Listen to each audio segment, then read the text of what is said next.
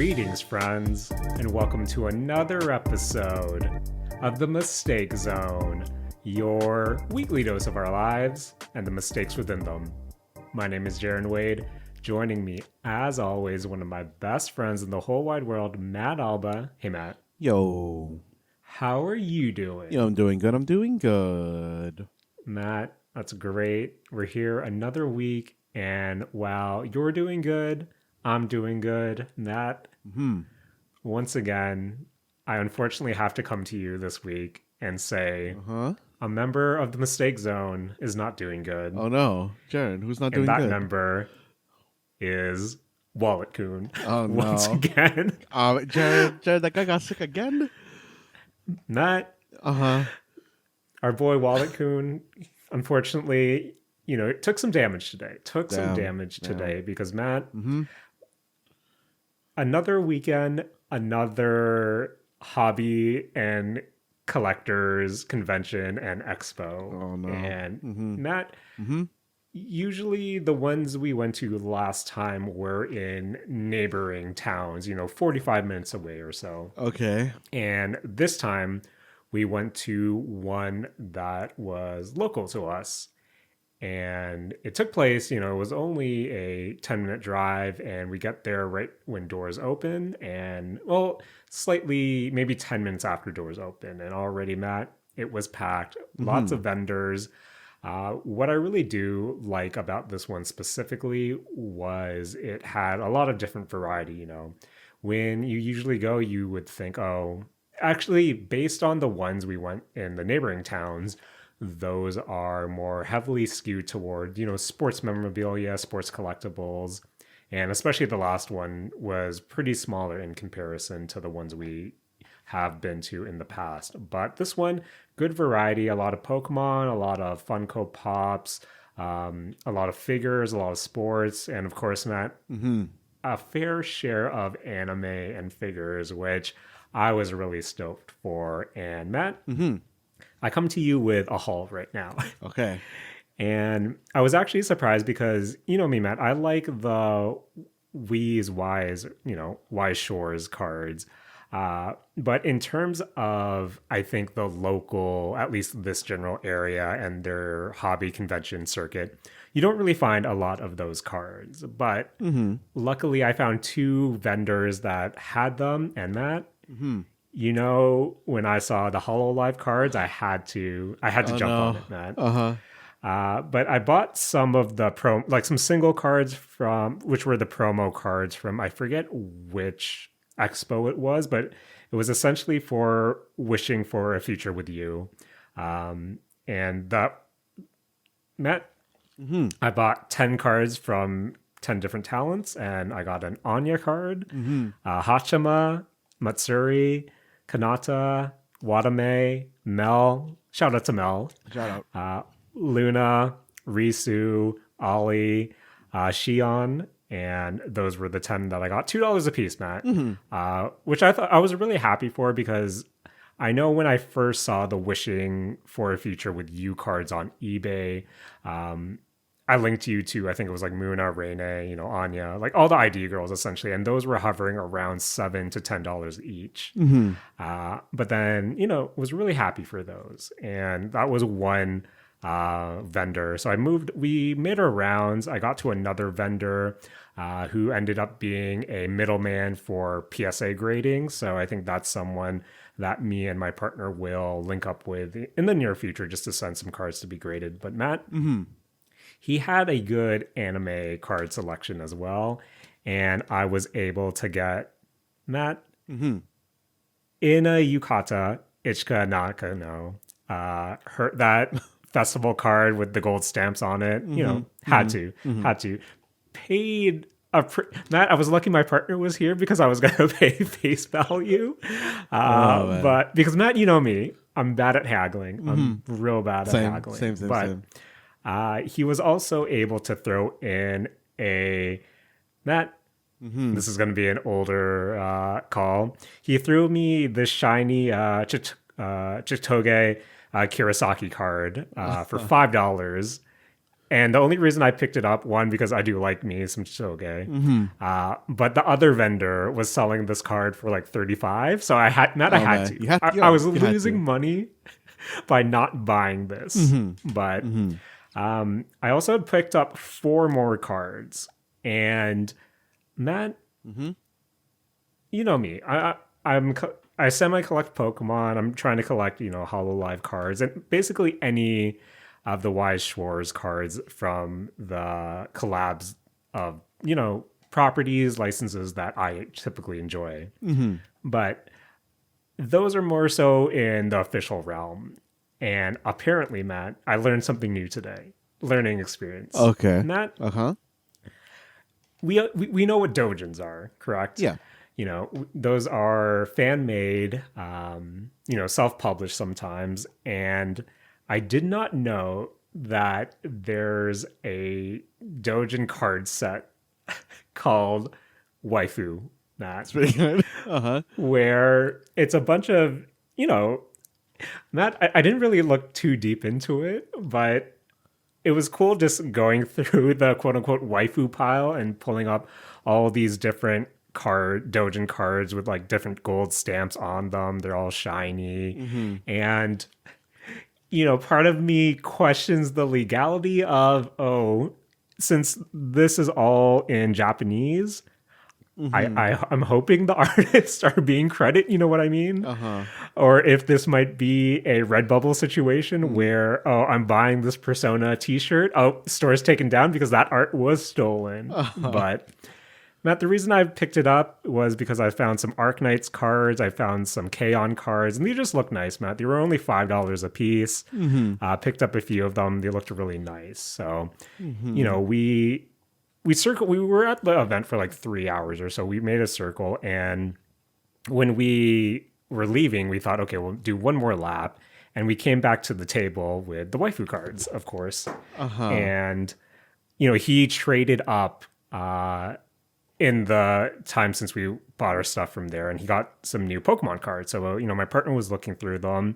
And once again, I was looking through the waifu card just to see, maybe I missed something, or in the Wise Schwartz pile, maybe there was, I wanted to complete like the QQ wedding picture set where, if you have all 5 cards, you can line them up for one image. He only had 3 of the 5, so I didn't bother. But while my partner was browsing and he saw me browsing the waifu cards, vendor looks at me, and he's like, yo, I see you looking through the waifu cards. I'm like, yeah, like the Arcanite stuff. He's like, and then he pulls out a pile of cards. Like, I don't show these to everyone, but I only show these to a select few people. No, and then he hands me a stack of cards, and he was like, he's like, yo, these are the 18 plus waifu cards. And Matt, oh man, I'm holding this pile of cards, and I thought, oh no. And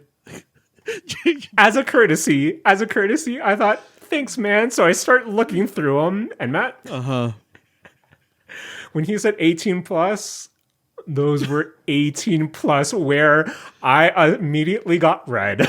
Oh man, My partner's like snickering to herself the whole time, and I'm like looking over my shoulder thinking, oh my god, there are children around me. I hope no one's walking by and see me with essentially full art dojin. Matt, there was fucking One Piece people, Naruto people, Pokemon trainers, and as I was like going through them, I'm like, ooh, this is not a good look for your boy Jaren. Jaren, you know what? Like that is like so surprising. I honestly thought that story was just gonna go that, he's giving you just like, the deep cut waifu cards that you wouldn't just like show on the table normally. I'm surprised, Jaren, when I like think about you, like the image that you give off, you don't normally, I guess, give off like Purple Creepo vibes. So I'm very surprised that that's where this went. Matt, I was literally panicking, going, because I'm not going to be like, oh no, I'm good, man. Like, I should have been, I'm good, man. But I was, and I think it was when I got to the Matt, who's the who's your rival in Sword and Shield again? Your rival friend, I Oh, guess. her name starts with an N. I feel I can't remember her name right now. Yeah, the girl with the twin buns and the not Pikachu. You know that Pokemon. Yeah, it was her scantily clad and wearing. Oh wait, Sword and Shield. Sorry, I was thinking of Pokemon Violet. Yeah. Oh, But yeah, Marine. yeah, Marie or whatever. Yeah, it was her. And then there was the other girl from that series, the Water Girl, and yeah, she was fully. I threw the cards back and I thought, man, Oh, no, I'm good. I'm gonna take my my fully clothed waifu cards and Matt. Jaren, okay, I'm curious. Did these cards Yes. have prices on them? The 18 plus cards, I mean. No, okay. chances are with the. I'm assuming they're the same as the other Dojin cards, so it's probably like Okay, yeah, because I was just wondering 5 if, each. yeah, those cost more or not. He's like, oh no, I was just giving you these. Like, blood's on your hands now. Jaren, okay, so Oh, I'm looking man. like this. What somehow I didn't like. I guess like realize that like a Dojin equivalent of, I guess like collectible cards could exist. So Yeah. I've been looking them up as you've been talking. Jaren, something about having these cards also have like a like SR, MR, SSR. Yeah, I'm rarity? looking at the SR. Yeah. Really, I don't know. Jaren, it's already, I guess, like I feel like Dojin work like has a certain like, oh yeah, this isn't like this is like okay, but it's also, you know, a little iffy. Somehow Yeah. making certain cards within the set like have rarities makes this feel more illegal to me somehow. No, exactly. Just because, yeah, I'm holding my Arknights ones, I'm holding my Kaon ones, and they all read SSR on them, but there's just something off about it, Matt, if that makes sense. Also, the first Wise Shores vendor, I asked, oh, do you guys have any signed cards? And Matt, kind of a snob, he was like, oh, you know, I have a binder with like 150 different signed cards, but you know, I don't bring those around. I'm like, why are you telling me that? Well, And then he gives me a PSA 8 Lisa Amai from Bang Dream, a signed card. I think it was like one of the like more rarer ones. And I was like, oh, yeah, cool, PSA 8. How much is the price?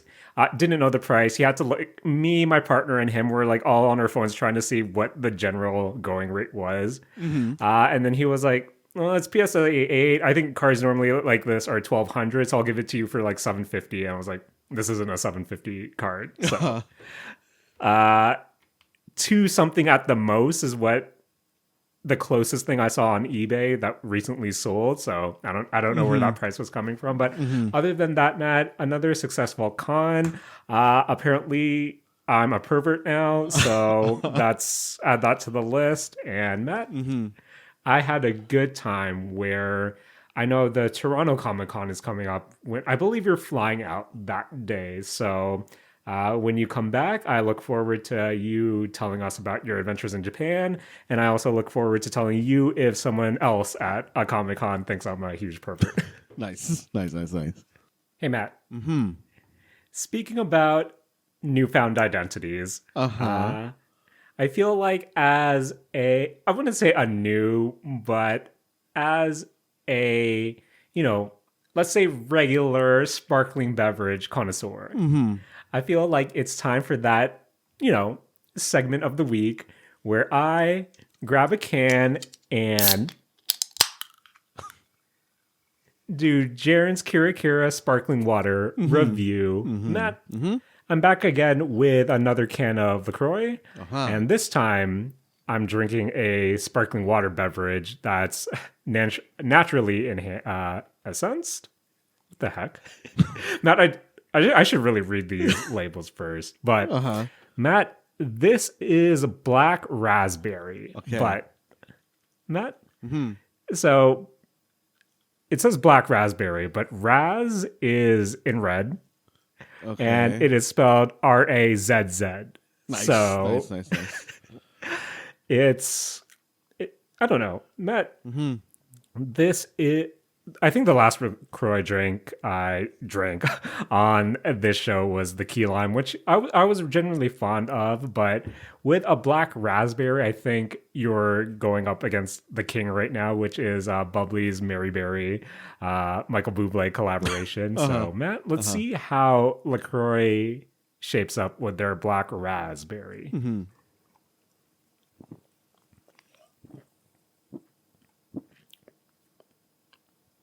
Matt, Mm-hmm. it's good. It's good. Mm-hmm. I think when it comes to, I guess, raspberry flavor, I'm not necessarily. I couldn't tell you what the difference between a black raspberry and a normal raspberry flavor is, Same. but when drinking the black raspberry from LaCroix, I kind of do taste. It isn't as sweet as I expected. Like it's still a sweet drink, especially as a sparkling water. Mm-hmm. But you similar to the key lime, where you have a certain, I guess, taste sit on a part of your tongue for longer than you expect. I'm getting the same thing from this black raspberry, where maybe that's what the LaCroix drinks are in general, but yeah, I feel like it's not as sweet as you would expect a raspberry to be. And maybe that's just black raspberry in general, Mm-hmm. where, yeah, if you were to tell me what a black raspberry was and if it was a more, subdued raspberry taste, I think that's what I kind of get from this as well, where it does. I think the aftertaste sits in the middle of my tongue longer than I think it would or it should, but it's still refreshing, still pretty good. Uh, Unfortunately, Matt doesn't hold a candle to the bubbly Michael Bublé collaboration, the Mary Berry, but this is still Mm-hmm. pretty good. Where I think I would probably drink the key lime over it from LaCroix just because I feel like that's a more unique taste compared to black raspberry, where you can still tell this is a raspberry beverage, but more subdued than you would think. So, Mm-hmm. Matt, I'm actually keeping up with the list right now. I'm gonna put this at number 4, right under LaCroix's key lime, but above President's Choice orange cream soda. Because Matt, Mm-hmm. this isn't a hashtag ad, this isn't hashtag sponsored, but you know what? I'll Mm-hmm. give black raspberry hashtag delicious and hashtag raz. And Matt, Mm-hmm. pretty good. Pretty good. But Nice. there are better sparkling waters out there, but there are also some worse ones. So right in the middle. Mm-hmm. And that's the area of your tongue that the aftertaste will sit on for a bit longer than you would think it should. Mm-hmm. But yeah, check it out if you're thirsty, and I will be sipping this throughout the episode. Nice. Okay. So Matt, Mm-hmm.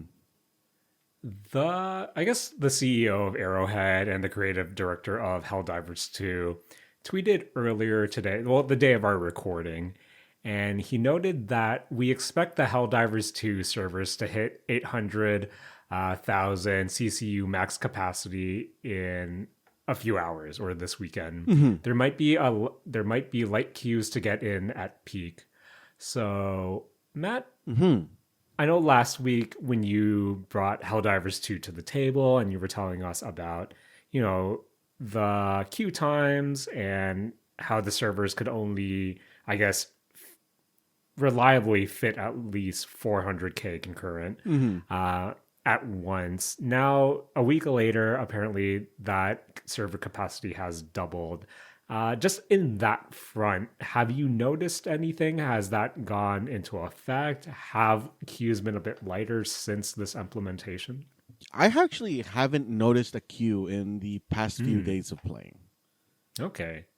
and it's actually been pretty stable as far as games go, and I think that it is actually pretty good now, especially since I think before they did this server upgrade, they also introduced a patch that kicked anybody who was idle for more than 15 minutes. Right. Because last week you said that might that could have been a potential problem where when you had players who successfully logged into the game, they were kind of just sitting there not to lose their spot after they were done their session. Yeah, So, apparently after that patch went out, the concurrent users for Helldivers dropped about like 20 to 30K.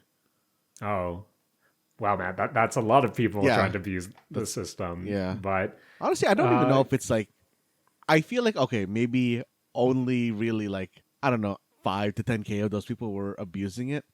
I think a lot is, it's also really possible that a lot of people were just unintentionally doing it, especially on the PlayStation side.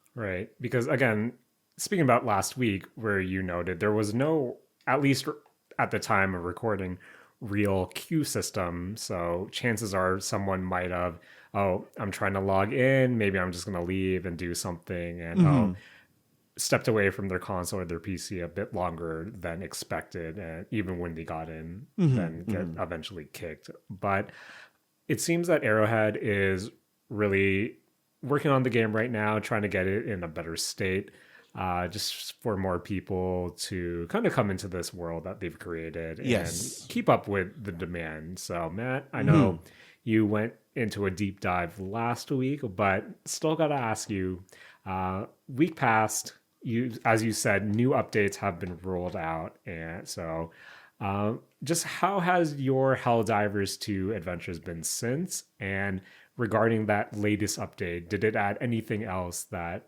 really changed the experience, made a difference, or has it just been a lot of under the hood fixes right now? Yeah, I don't think that in any of the patches that they've done, there's been any real gameplay changes. The only thing that I remember being adjusted is a particular mission type, which was just like tuned way too intensely for the game.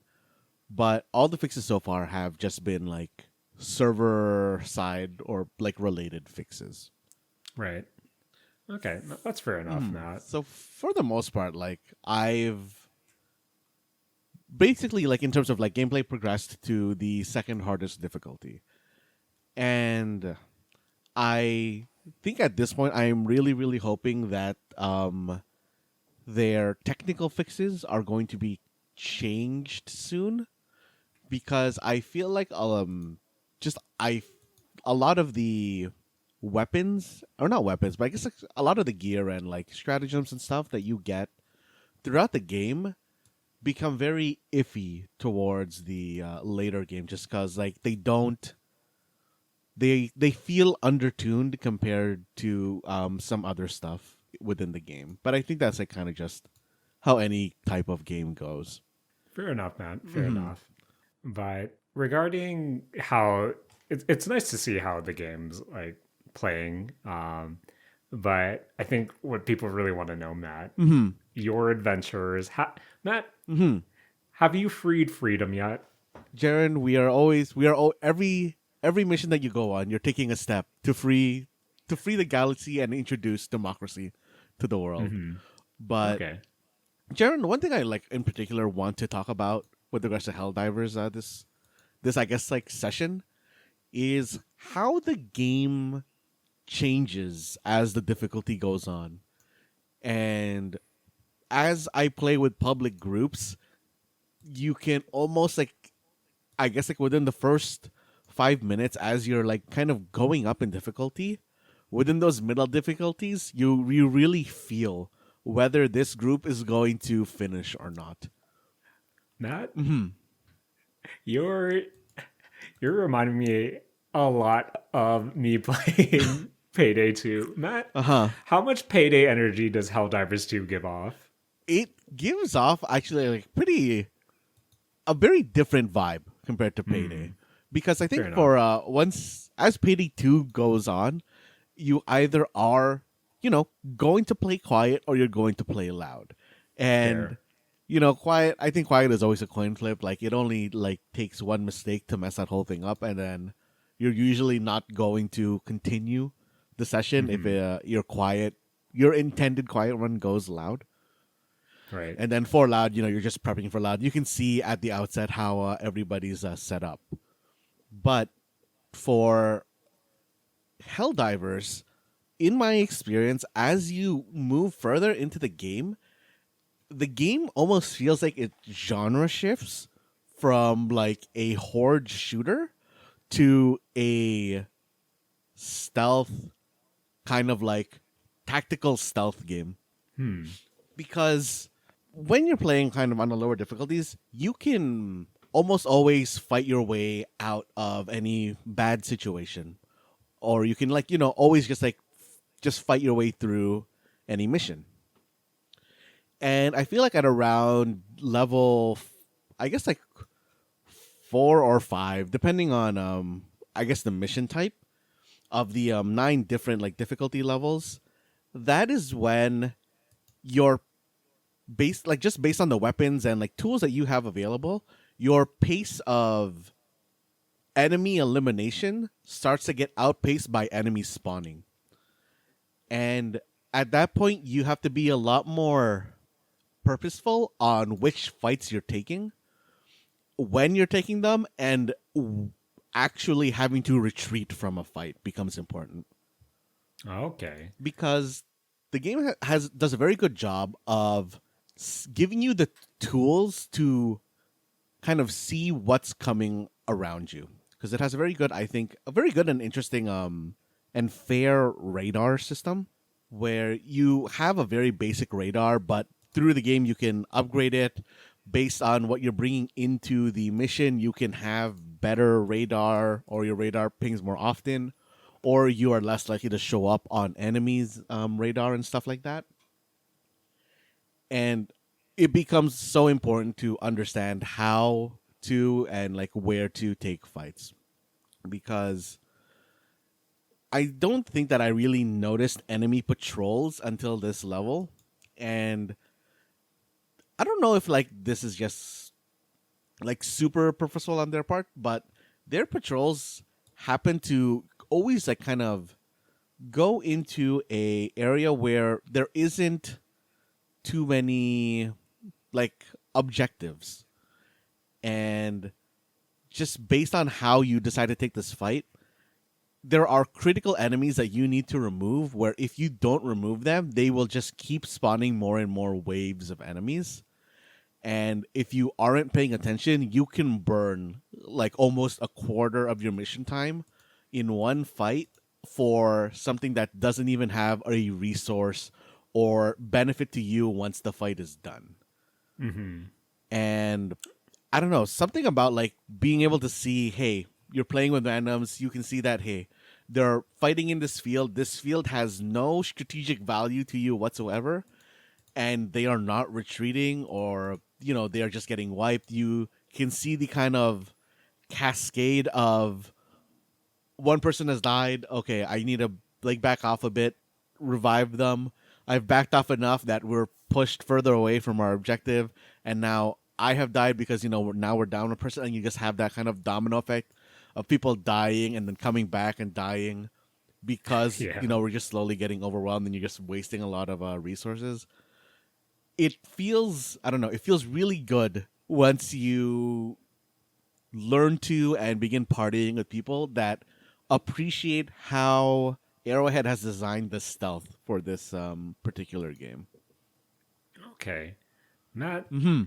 so with you playing more pubs, and you have your regular crew that you've told me, and then you've also been playing more pub games as well, where in terms of the pub side of things, how beneficial is it for you to roll into squads? Because at my core, you know me, Matt, I'm a solo player at heart, where if I could avoid multiplayer, I probably will, and see how far I can push as a solo player. Where two questions: how solo friendly is it? And two, in terms of say public communication, how important is open communication, or is there say a ping system? Can you get by without kind of actively talking through a scenario? But kind of how does Helldivers 2 fit into kind of those two scenarios? So if you are playing, I think the game is like doable by yourself, but you are going to almost require certain loadouts to do it. I think one very important piece for a solo player is the personal shield. As like it sounds, it's just a personal shield for you because there's a lot of things in this game where if you're not paying attention to them or looking at them, they can basically essentially one shot you. Hmm. And the shield just gives you basically an insurance hit or two, Okay. which I think is like very important, especially since as a solo player, I guess like you have the same amount of revives, but like you get 5 revives, and like every time a player joins you get like 5 more revives. But kind of just having those few revives as a single player, it feels a bit more restricted, especially since one, no one is covering for you. Two, you don't get to choose as much where you revive, or like tactically can be brought back by like another player. You are also not going to be able to open those kind of, like, I think I mentioned before, like the bunkers, where you need like basically 2 people to hold buttons so that the door can Right. Right. open. Um, and the kind of like general loadout that I feel when I'm playing with other players is that people are going to specialize towards, uh, I guess, like major enemy, like anti-tank, anti-armored, like this, like just killing those things, or dealing with the huge number of trash mobs. And when you're playing solo, you need to be able to bring both. So you're really, all your resources are very, very, I guess, like specifically tied to being able to do multiple things instead of being able to specialize. So if you are Right. going to be playing solo, it is like doable, but you need to like build a very specific way. But Okay. it Fair does, I enough. think, like feel a lot better to me because I can like I can go at my own pace. I know exactly like what my plan is going to be. Like if I'm going into a solo mission, I for the most part can usually get stuff like done on my own as far as the major objectives go.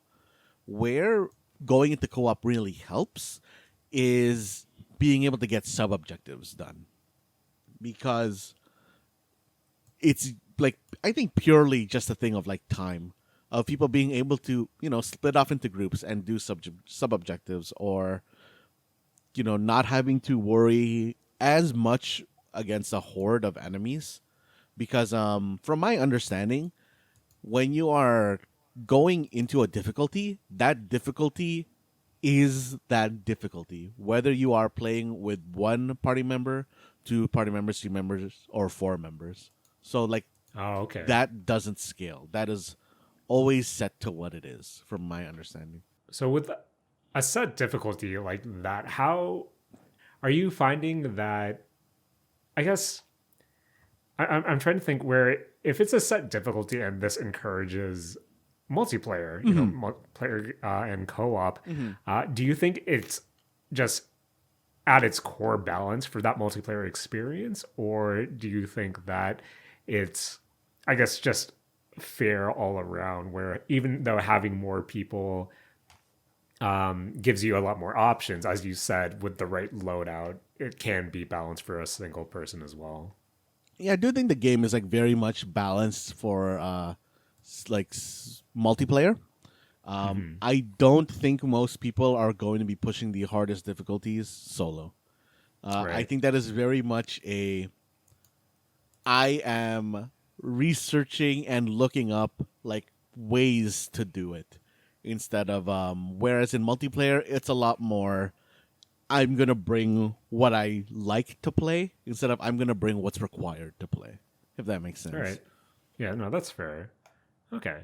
So I guess in terms of public communication, Mhm. the real Jaren is an anxious boy. That this is Mhm. why I relate to the two Bochis. But yeah, how is it in terms of, can you are you able to group up in all their alternative forms of communication, or do you recommend really just being open mic at that point? Okay, Jaren, I think first off, the most insane thing that this game does is that it defaults you to open mic instead of push to talk, Okay. which wild. But you don't need to really talk to people if you don't want to. The game has a pretty good ping system. It is the type of ping system where, when you ping something, it does a kind of smart ping. Where if it's like a place, okay, it's like, oh, like look here, or there's this place here. If that place is in particular a like quote unquote point of interest within the game, which is just like a kind of like discoverable location, it will say, hey, point of interest over here. If you ping a item, it'll say, it'll give like the classic like, oh, items here, or weapon here, or enemy here, smart pings. And the ping like system itself also has like, if you hold down your ping button, you get the ping wheel that's like, oh yeah, agree, disagree, let's go here, like good job, like that sort of like ping system. So you don't really have to talk. It's a very like maybe just like a slight step down from, I think, like Apex Legends is really good like ping system. Okay, fair enough. Mm-hmm. But that's okay. Matt, Mm-hmm. sounds like you're still having a great time with the game. Mm-hmm. Sounds like, Matt, Mm-hmm. you're still trying to spread the good word of democracy. Mm-hmm. But Mm-hmm. before we move on, has there been any kind of Matt, do you have a story for this week from your adventures? Sharon, I love kind of like all the close calls that happen within this game. Whether it is, hey, we're getting like really really overrun over here at the extract, everyone's dying. We have no revives left, and our last person has just happened to touch down, and they do that really heroic run of getting everybody's kind of like samples, which is like that currency that you have to extract with to get. Just kind of like doing the run for those, and then jumping into the ship with a dive feels so good to watch. Uh, Also, a good goof where I don't know how many people have given this a try. If you try to dive into the ship and someone happens to melee you, you just fly over the ship. Good goof. And Jaren, I like all these kind of like just videos showing up on the subreddit of how indestructible the extract ship is, because it would be, Jaren, I think totally wild. Like, I understand that the for I think a balance reason the ship is invincible, but it does end up with some very funny stuff where since it is invisible, but it is not really immune to ragdolling, the ship can just like end up upside down. It just flies into the floor when it decides to leave, or there's just like piles and piles of enemies on the ship, and the ship's just getting kind of crazy. And you have to guess where its extract hitbox is. Like all that stuff is all just really really good goofs. That sounds like a good time. So that's still Helldivers 2. Hopefully, just I've just been really amazed at Arrowhead and just kind of the dev team behind it, and just kind of their approach to the game, how it is still very humble, especially amidst all the success, all the attention they're getting. I believe even before this update was that the CEO or the creative director tweeted out, it's like, hey, you know what? Maybe don't pick this up just yet until we fix the server stuff. Matt, who says that in 2024, where I think they definitely are getting the brownie points within the community for their kind of honest and humble approach to it, but overall just having a game that makes me want to play it, where I think in between, Matt, last year was the year of Phasmo, Lethal Company on the rise, and even now Helldivers 2, well, not necessarily, the same games, just invite that multiplayer feeling of getting your friends together and going on some runs, going on some adventures. And Matt, we have ghost hunting, we have, I guess, looting, and then we have the spreading of democracy. now let's go back to Saturday Morning Arcade Season 2. Not if we were to pitch a 4-player zany adventure game, what would the theme be? What would be the occupation that you four would have to create zany scenarios? I mean, Jaren, I honestly feel like we would like pick something really, really dumb. I feel like it would almost be like, oh, you're janitors and you have to like clean something. Isn't that what was that game? Was it Visceral Cleanup or something? Do you remember that? Oh yeah. I thought that was like a single player thing. Actually, you know what, Jaren? I think I just pitched what's that game called? The water pressure sim, the pressure Oh, cleaner. What's that game yeah, called? Power Wash Simulator. Power Wash Simulator. That's it. That had multiplayer. That was a good Matt. Mm-hmm. That was a good time. Same with Helldivers 2. Mm-hmm. But Matt, Mm-hmm. I'm going to give you some whiplash right now just because normally we take a break in between segments. But Okay. speaking about games that we've been addicted to, speaking about games where we've done numerous daily runs, Matt, Mm-hmm. I mentioned this during the Steam Next Fest a few weeks ago. Okay. Where there was one game in particular that I wanted to check out, but I didn't get to just because, a lot of other demos to check out, and this game was going to come out fairly soon on February 20th. Where, Matt? Mm-hmm. The game in question is Balatro, Yes. and this came out on February 20th. We are recording 5 days later, and Matt, I've averaged playing this game around 4 hours a day since release. Matt, this has become I'm just going to do one game or one run before bed. And oh no, it's 1 a.m. Oh no, it's 2 a.m. Because Matt, I have become addicted to Balatro way more than I thought I would be. Where the premise of Balatro is it is within that deck building roguelite realm where essentially you start off with a deck of 52 cards and you have a limited amount of hands and a limited amount of discards where you essentially want to play poker hands to reach a blind score per round. Each round, they're called antes or aunties, in poker speak. Each run has supposedly 8 ante or 8 runs. Each run consists of 3 blinds. There's a small blind, a big blind, and a boss blind. And as you progress throughout the game, those blinds get bigger and bigger. So you want to play different poker hands within your allotted amount of hands to score points so you can reach the blind. And when you get to the final blind of a round, that's your boss blind where there are different modifiers. But Matt, that's kind of the game at its core. You're just playing poker hands, you're winning chips, and you're trying to essentially beat the final boss blind. No real story. It's kind of just you and a talking Joker card who greets you in between runs. Nice. Of course, Matt, there are funny zingers where when you lose a run, the Joker will probably say, "Oh, shouldn't have bet on you." Good times.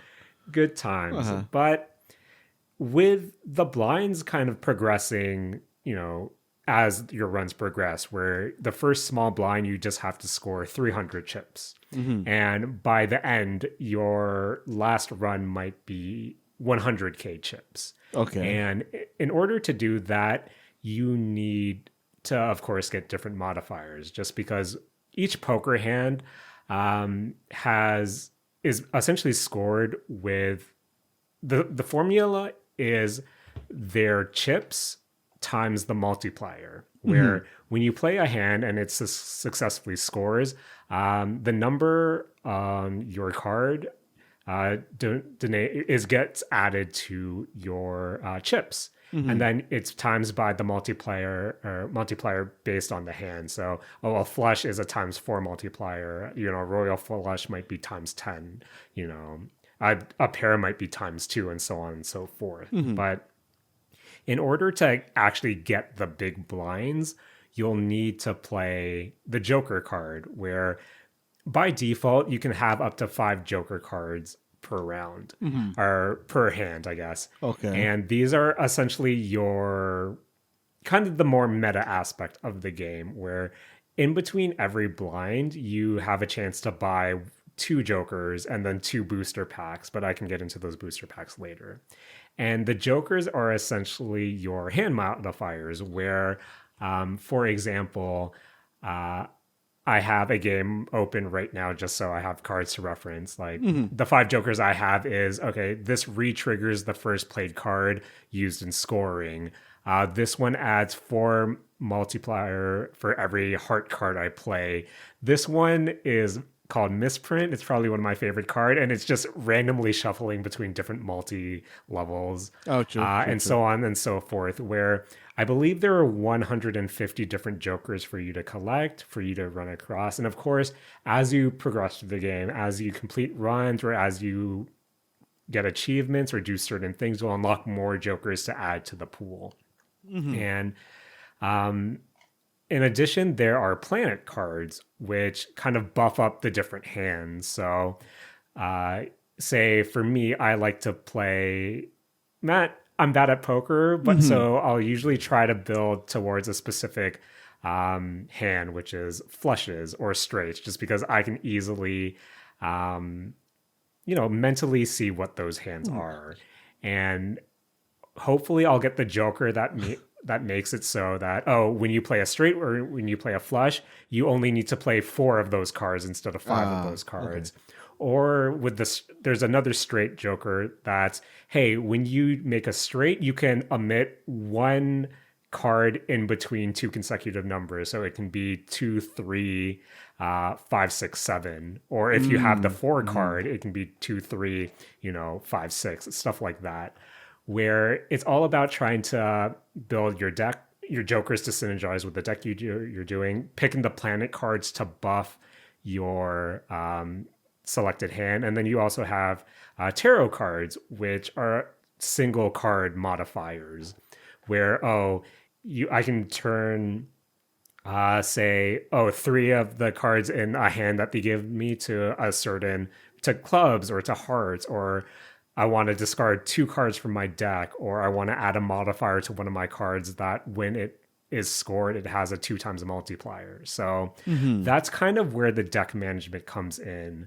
But each of these is kind of consistent per your run. There's not really a necessary meta aspect of the game. Like, I'm not going in with a pre-made deck. It's always going to be your normal 52 card deck when you start. Sure, you can unlock different deck types, which gives you more hands or more discards, or you'll eventually unlock a deck that's just all clubs and all hearts, for example. But other than that, you don't have any meta progression. You don't really have any kind of deck customization. You kind of go in with your basic deck, and you have to hope that after every run or every round, you'll get to the shop and there's something for you to kind of make your run a little easier. And Matt, with no real meta progression other than unlocking new Jokers or unlocking new tarot cards and stuff like that,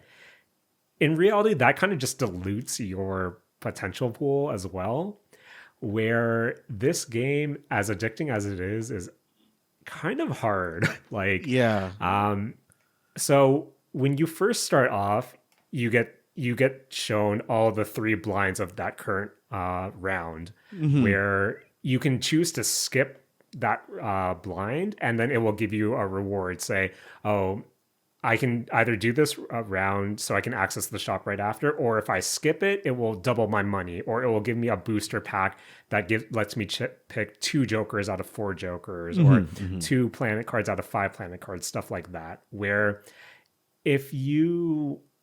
It's a balancing act, right? Because if you're not actively building your Joker pool, if you're not getting planet cards right away, by the time you get to the first boss blind, you're just playing straight up poker with, default hands, default multipliers. So like I found myself so many times where I'm kind of just re-rolling to get good skip, like blind skip rewards, and then hopefully succeeding in the boss run. And then even then, Matt, there's a balancing act of, okay, if I skip this blind, I'm going to get a holographic Joker, which is another modifier to a Joker card.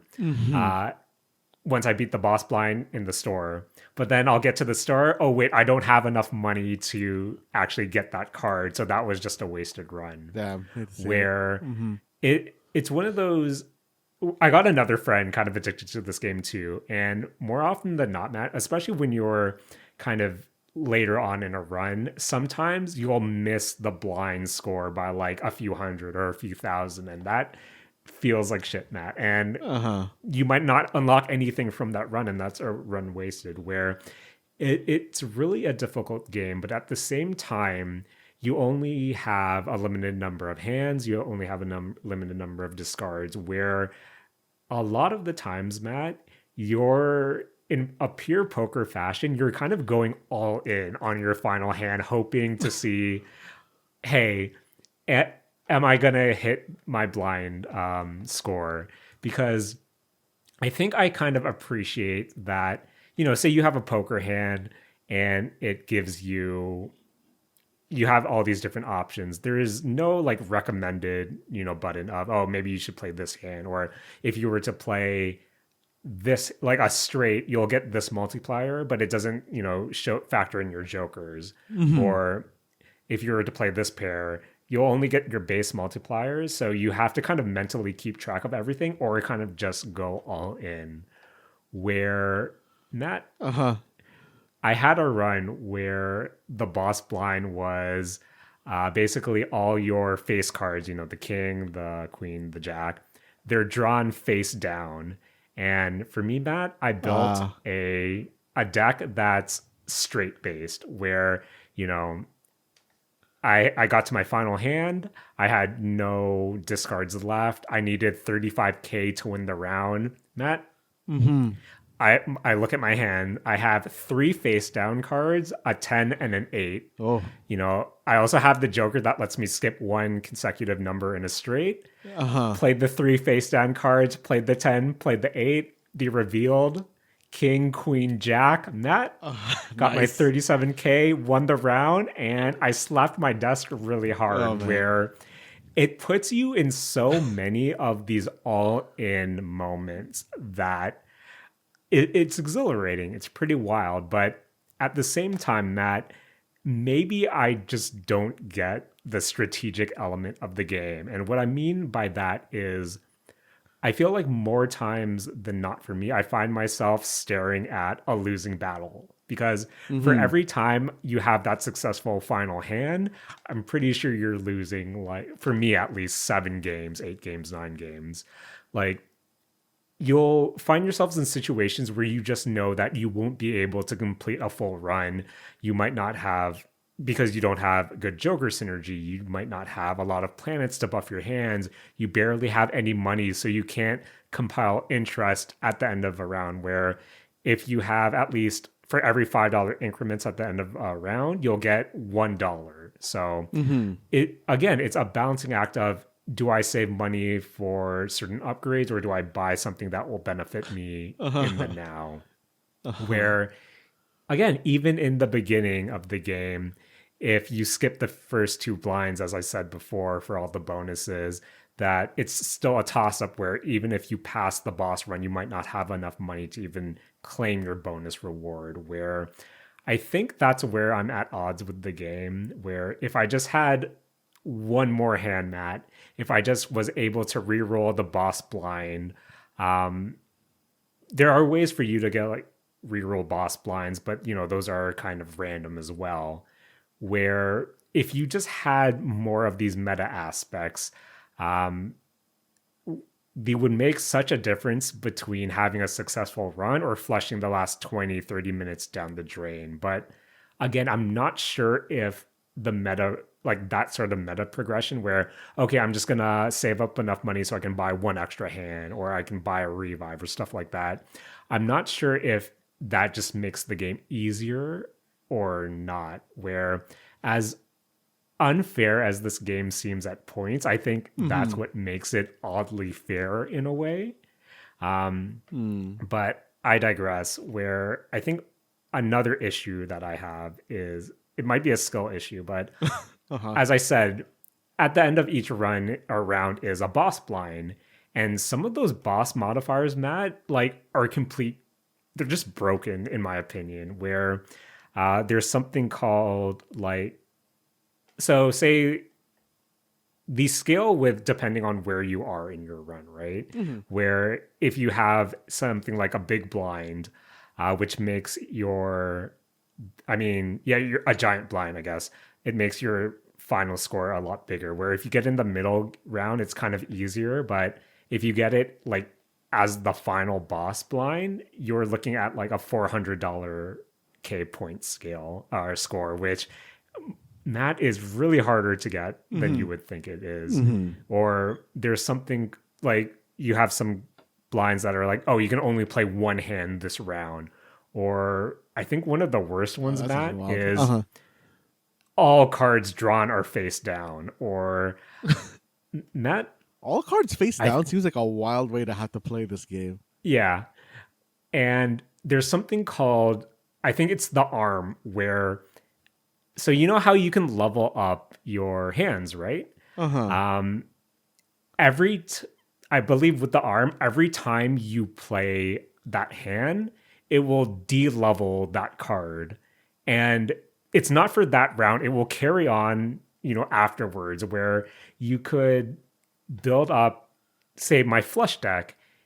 If I built it up to level 5 and then I get that run and I only have 5 cards, it's decreasingly debuffing me as I play that round. And I don't know, some of the boss blinds are really, I don't know, not fun, like Mm, anti-fun to I me. see. And sure, there's something called a voucher, which when you buy it, they're usually like $10, and that will carry on with you to the end of like the run, essentially, where there's one that lets you re-roll the boss blind, but you can only do that once. And I think if you do a run without re-rolling a boss blind, you're able to unlock one that lets you re-roll it infinitely for $10. But again, Matt, I don't know, it's weird where I go back to if I was able to buy more hands or if I was able to buy more discards, I don't know if that would add or take away from the overall experience. Just because, again, at its core, it's a poker game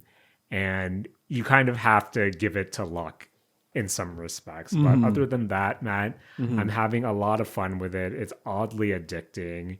And I know that was kind of like word vomit to me, but I think it's just in its simplicity. It runs well in the Steam Deck, no issues there. Where, yeah, I can see myself going back to this repeatedly to the point where I think I've unlocked only half the Jokers. I've unlocked some of the new decks as well that you can get, but there's also different challenge modifiers that once you complete the game five or complete 5 runs with different decks, that I haven't really sunk my teeth in there yet. But Mm-hmm. Matt, one thing I wanted to kind of point out before we leave is Mm-hmm. at the end of a run, you'll have a seed number Yeah. where you can start the game with that seed number. And essentially, what that seed number, from what I understand, represents is if you were to do the exact same moves as you did in that previous seed, the same thing will happen. The same, Mm-hmm. the same outcomes will happen. Mm-hmm. Where I didn't look into it, but I think that could, I'm not sure if you are able to unlock things when you use a seed number, but I think that could really lead to some interesting, user generated or like sharing different seeds just to say, hey, if you do this, this, and this, you're going to see something wild. And Mm-hmm.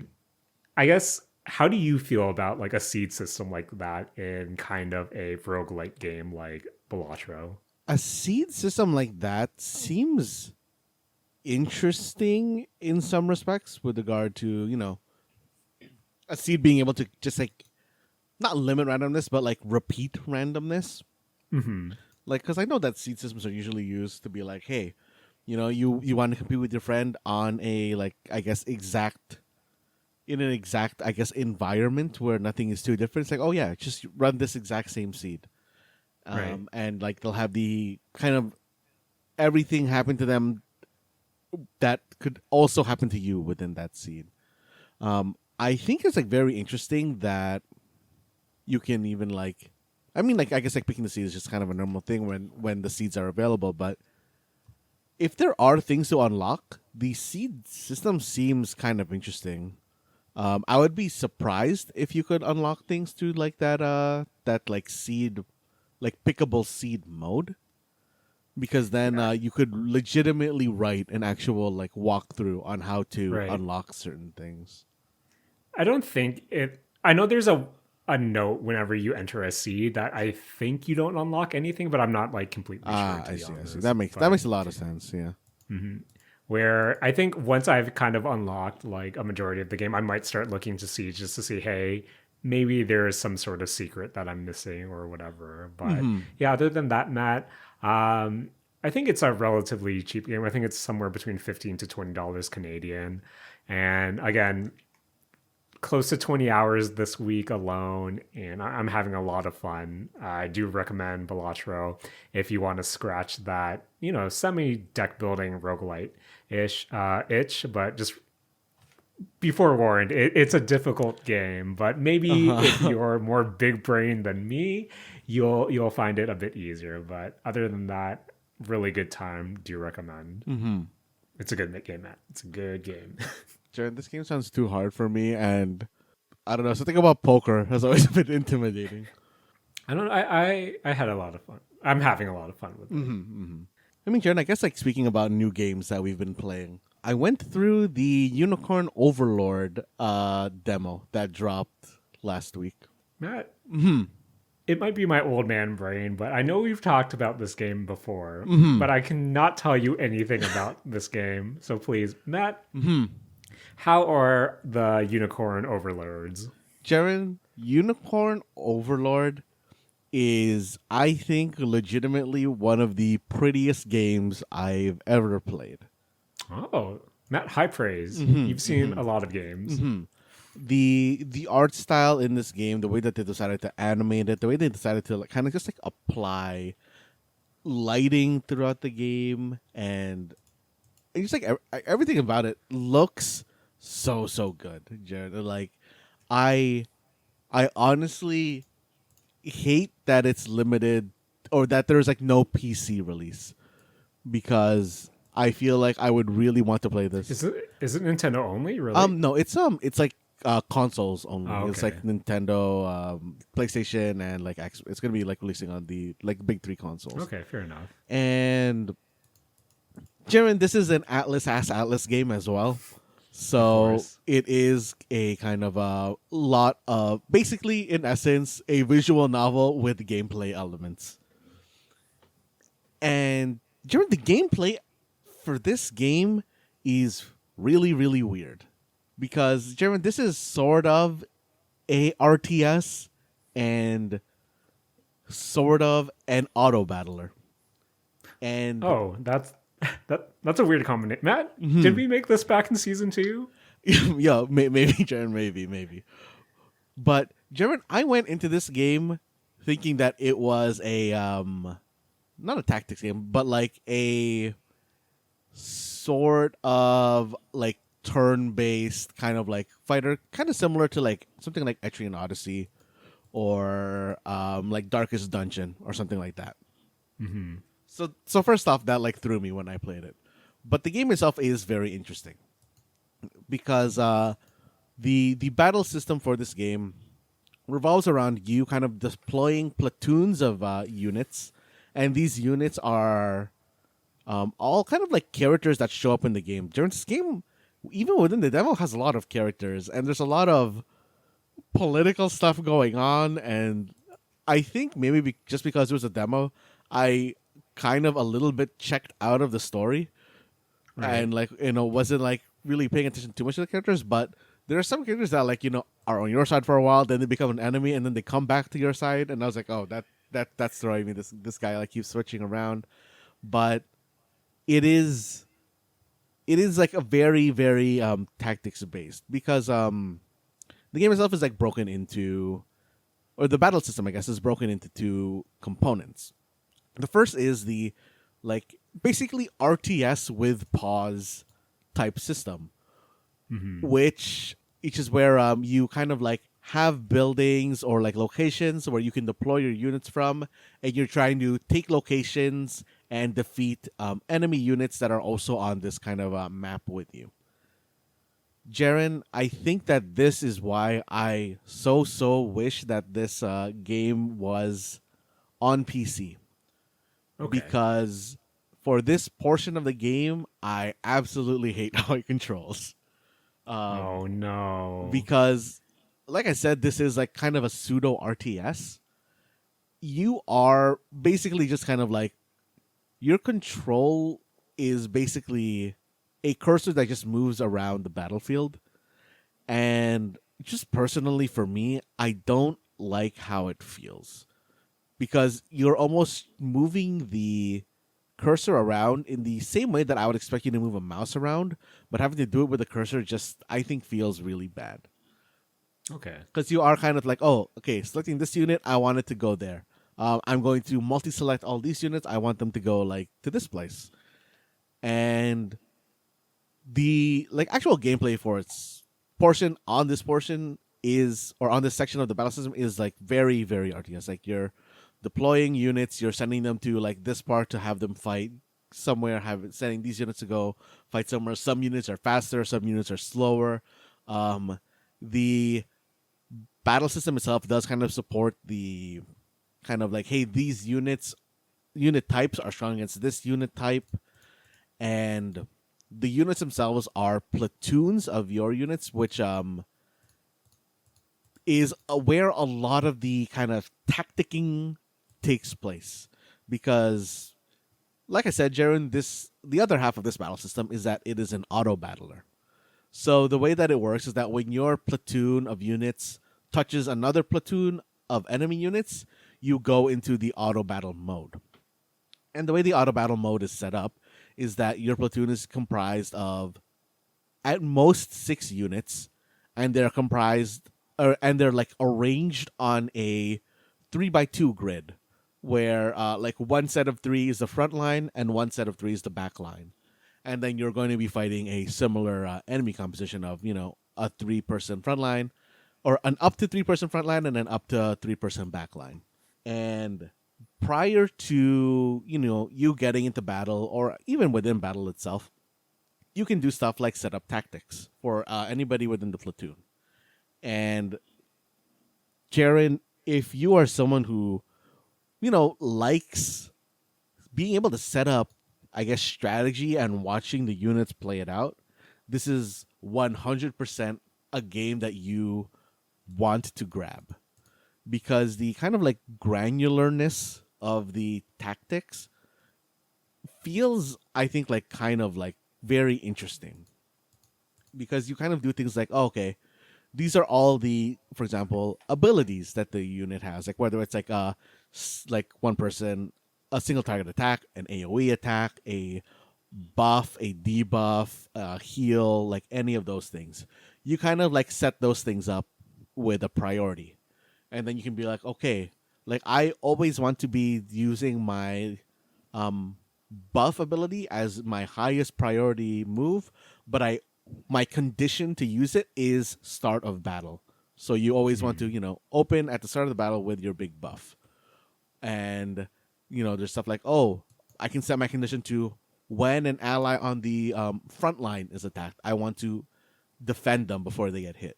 Or when a character has below 50 HP, I want my healer to like high priority heal them. And it's just setting up all these units, I guess, like basic AI, and watching the kind of battle play out in front of you, which I think is like a very interesting way to go about it. Okay, Matt, that's actually kind of a unique way where I feel like I miss that wave of like auto battlers. I think the only thing I even remotely touched was whatever the Hearthstone equivalent was a few years ago, where again, as someone who didn't necessarily participate or play any of those types of games, do you think this might be a good way to kind of introduce oneself to the auto battlers in general? And does it, I guess, is it really mechanics heavy in comparison to, I don't know, any of the other ones you might have played? I mean, I don't really play too many auto battlers, Jaren. Like this is probably the heaviest one that I've played. Okay, that's fair. And I don't know. I don't know if there's a good like jumping in point depending on like how heavy of a mechanic you want to get into. I feel like I think that if you like things like for example just like just like RTSs in general or tactic games in general, this is definitely worth a look. But I can't say that I've ever played a game like this, so I can't really Okay. say if this is a good jumping in point for this genre. Okay. No, that's Because fair enough, Matt. yeah, because Jaren, I will be honest, this is not the game I was looking for. Oh, okay. And while I think that this is like a very like good game, this is a very like crunchy game if you love watching kind of like numbers and stuff like tactics and play off. I think like personally this isn't the game for me. Right. Okay. And so kind of some missed opportunities there for you, at least specifically, Matt. I'm like really disappointed that like it just didn't click with me, Jaren, because like I said at the top, Jaren, this game looks amazing. Like it looks so good. I was so excited for it because I thought it was going to be basically sort of like Darkest Dungeon kind of like gameplay, but kind of like getting that wrong really like threw me for a loop. And I think that it'll be a while, if ever, that I decide to like go into this game. Yeah. Okay.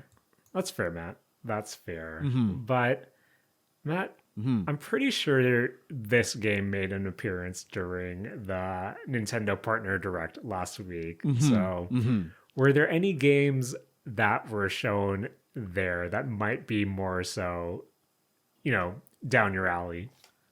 Yes. Oh, sorry, Jaren. Just one more thing before we get away Yeah. too far away from Unicorn and Overlord, which I think is a very, very important thing for this type of like auto battler. Jaren, this game has a really nice fast forward for the auto battles, so you can zoom right through those if you just like want to watch things go pretty quick. Okay. That's pretty good, Matt. That's pretty good. But But yeah.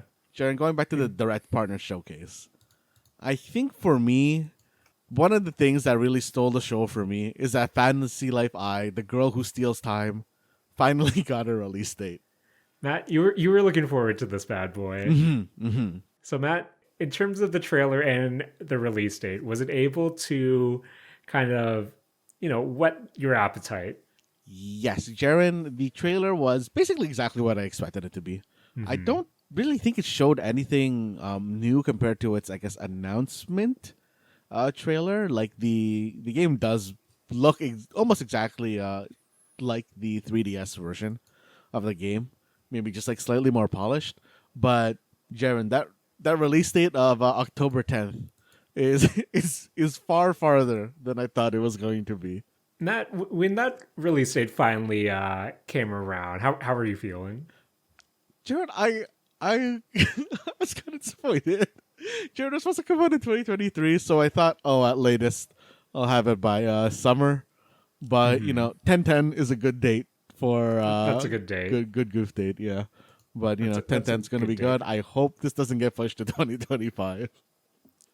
Matt, you know what? I hope doesn't get pushed to 2025 either. Well, I doubt it is, just because I'm pretty sure you can pre-order a collector's edition right now. But Matt, as someone who adored Armored Core 4, but was kind of too hard for him, Matt, I think Gundam Breaker 4 might be the giant robot game with a 4 for me. Jaren, this was the biggest surprise for me that I think I've ever gotten out of a Nintendo Direct, and the thing in this particular Nintendo Direct that I'm looking forward to the most.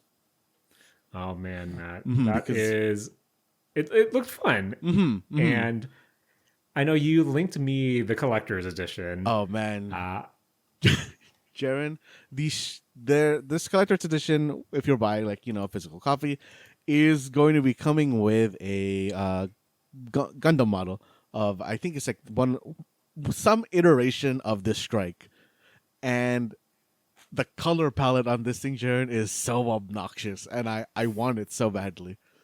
But Jaren, I want to buy this for PC, and there's no collector's edition version for the PC. Matt, I think you need to double dip. I think you need to double Oh. dip at this point. Man, Jaren, I don't want to double. I don't want to double dip, but I feel like I'm gonna double dip. But Matt, speaking about double dipping, even though Phil Spencer kind of left us hanging, we got the confirmation of at least 2 games from the Microsoft camp coming to other consoles, aka the Nintendo Switch, this time around. We got Grounded. I think that was one of the first games that they showed on the Partner Direct, as expected. But Yes. also, Matt, how do you feel about Pentiment being regulated to, or deregulated, or whatever, to kind of the montage segment of the show? I mean, Jaren, I wasn't too surprised by that. I guess also because I didn't play Pentiment, so I don't really, I guess, like really have a sense of scale on what the game is other than what you've told me.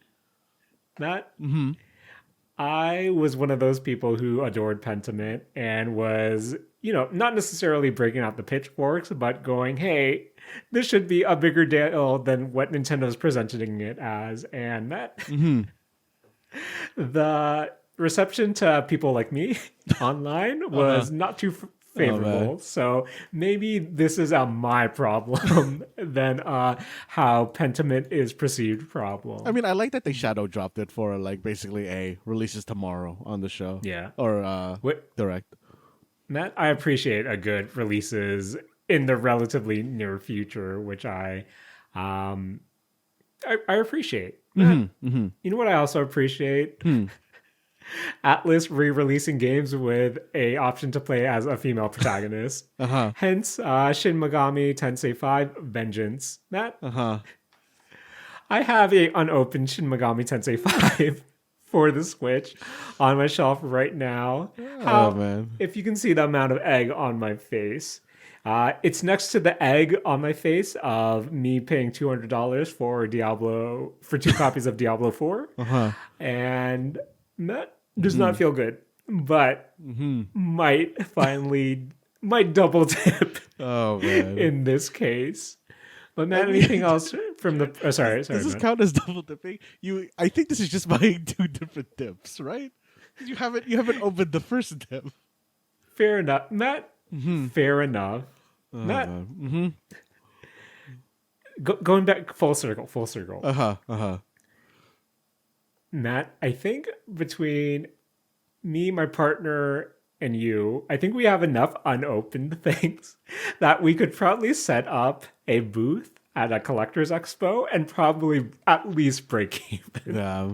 I don't know, Jared. I don't know. My unopened things are like really weird. Like, I have an old like StarCraft 1 or StarCraft 2 collector's edition that I don't think anybody's going to be really interested. I think I never opened what was that Danganronpa game that's about like the main character's sister and the girl with the scissors? Oh, Ultraviolent Girls? Yeah, or I think something I have an like unopened Ultraviolent Girls. that? For the PSP? For the Vita. Yeah. Hey, my man. Oh man. Oh, okay. Speaking about that con again, when there was a guy selling GameCube games. What was that Fire Emblem game? Path of Radiance? Yeah, something like that. For the GameCube? Some guy was inquiring about it, and he was like, oh, how much for the Path of Radiance or whatever? And the guy was like, $350, and he was like, really? That's insane. And he was like, no, $350. He's like, oh, Matt, come on. Come on. Oh, man. Yeah, that's anything else? Anything else on the direct? No, in terms that was me commenting. No way, this game would be $3.50, Matt. If Need for Speed Most Wanted was going for 40 at that table, of course, this Fire Emblem first-party Nintendo game would be a buttload of money. But anything else from this partner direct, Matt? Jaren, I think one of the things that really threw me off is that Suika game is getting specifically a paid multiplayer DLC. Matt, is the paid multiplayer more than the base game? Jaren, I don't know, actually. I feel like I wouldn't be surprised because the base game is like not even $5, right? It's like $3 something. So yeah, I believe so. The multiplayer paid DLC better be like $1. But multiplayer, Matt, as someone who enjoys the VTuber, is a VTuber connoisseur, if you will. Seeing talent play through the multiplayer has been pretty entertaining. But Matt, what do you think of Suika Games multiplayer? The multiplayer seems like really interesting, or like kind of like fun. I was wondering how they were going to make it multiplayer-y and being able to just drop fruits into the other person's thing as you clear makes a lot of sense and is I think the correct amount of chaos for that game. I think it would have been too offensive if you could just drop a thing or a fruit or a circle or something that just doesn't connect. That's fair. That also sounds balanced to me. Jaren, I think one other thing that really threw me off was Endless Ocean Luminous. Matt, I saw weird reception to how Nintendo ended the the direct here. This honestly, Jaren, this and Pentiment probably should have switched places. Now that I think about it, because I don't. Okay, this seems to me like a multiplayer walking sim, but you're swimming. Am I just perceiving this game wrong? I don't understand why it was the closing for this direct. Yeah, Matt, I don't know, to be fair, because apparently I think it has some significance to, I guess, the Japan audience as well. So maybe, but then again, I don't know. I think it's bigger. It's not necessarily that this wasn't a North American announcement, I guess, is what I've been hearing. But I see. Again, I can't confirm that. Then again, well, the Japan, I guess even service and the direct got Mother 3. So true. I could also be talking out of my butt. But yeah, that's kind of how what I kind of read reception wise, where Endless Ocean is kind of it has some significance to Nintendo, where I guess if you knew that significance, it makes sense. But if it didn't, you're kind of just scratching your head of, this is a weird thing to end on. I guess I never really considered that scuba would be very popular for Japan, especially it's it being an island nation and everything. But while we're under the sea here, Jaren, I think one that really threw me off is Another Crab's Treasure. Right. Just because of they described it in a way that I wasn't expecting, where they said that this almost Shark Tale looking game is supposed to be a Souls-like, and a Souls-like kind of just having this almost cartoony graphic style is a kind of genre and art style mix that I just never would have expected. Fair. But Matt, speaking about the Dark Souls of video games, Matt, to end off, I feel like we need to touch upon a fan favorite here in the Mistake Zone, because Matt, also last week we saw, I think the same day as the Nintendo Partner Direct, we got our first look at the Elden Ring DLC, Shadows of the Erdtree, coming out June 20th, 2024. And Matt, with a blockbuster announcement for one of the highly critically acclaimed games of recent years, Matt, Miyazaki, the From Software boss, he did his press tour, Matt. He made his rounds to kind of promote the DLC, and he shared some information to both Eurogamer and IGN, just kind of to set expectations for people to kind of see what they can expect this coming June. And Matt, gonna kind of go through these, just fire through these real quick, but see if anything kind of sticks out to you.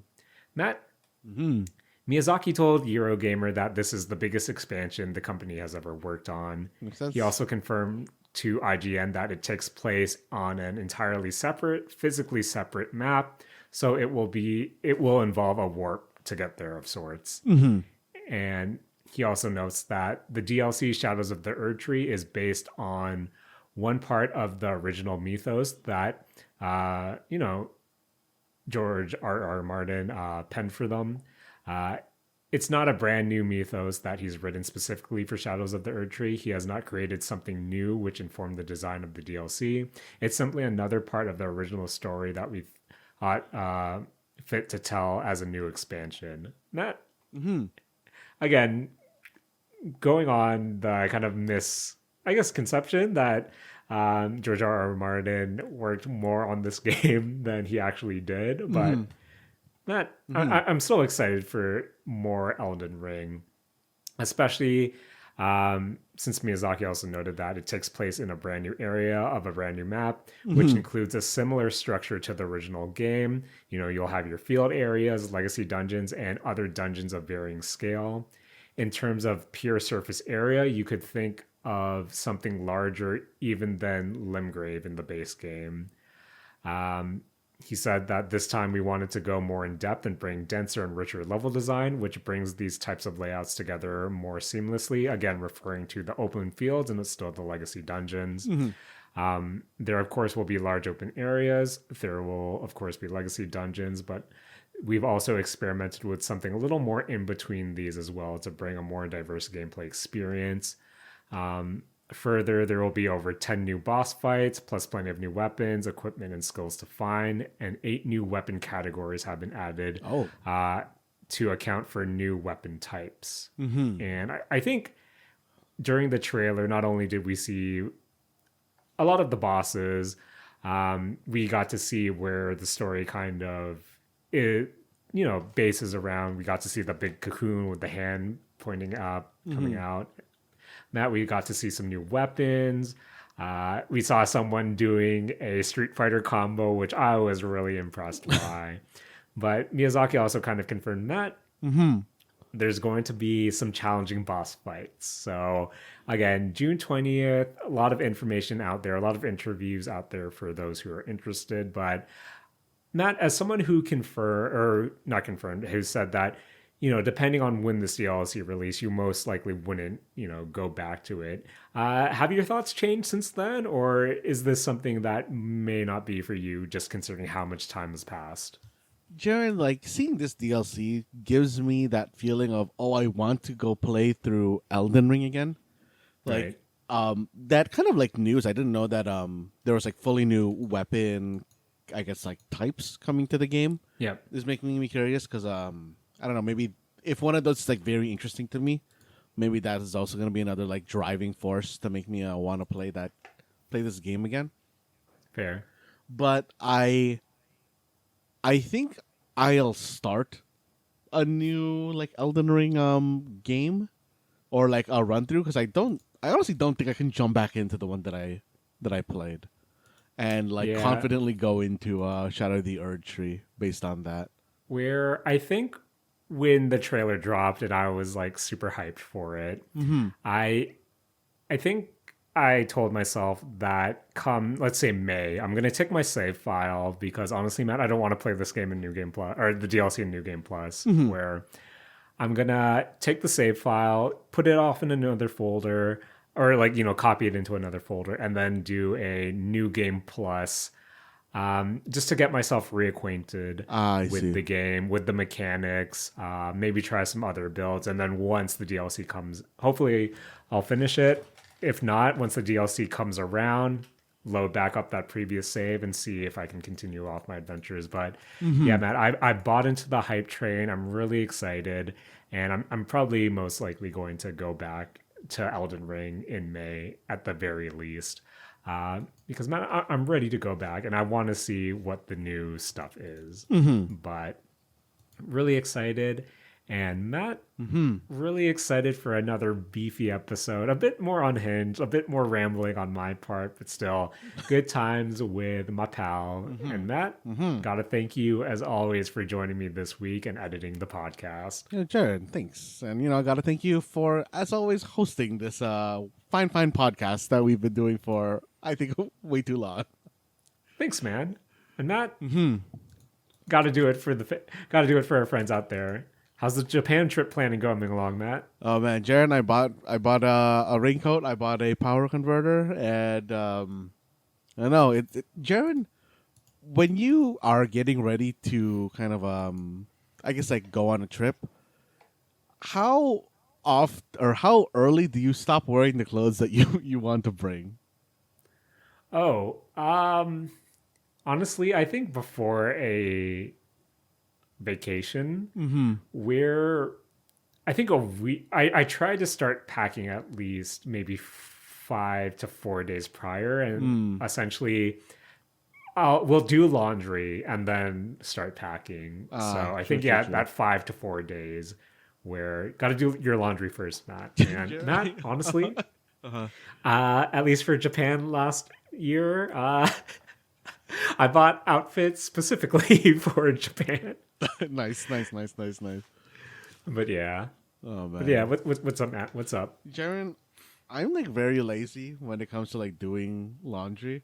So I almost feel like at this point, if I want to wear like a particular thing to Japan, I'm just gonna not wear it between now and then because I'm not confident that I'm going to be unlazy enough to do the laundry in time. Matt? That's fair, Matt. That's fair. But that's fair. That's exciting. And Matt, you know what to do. Take it away. This has been the Mistake Zone, and we're all out of playing Helldivers in baby mode.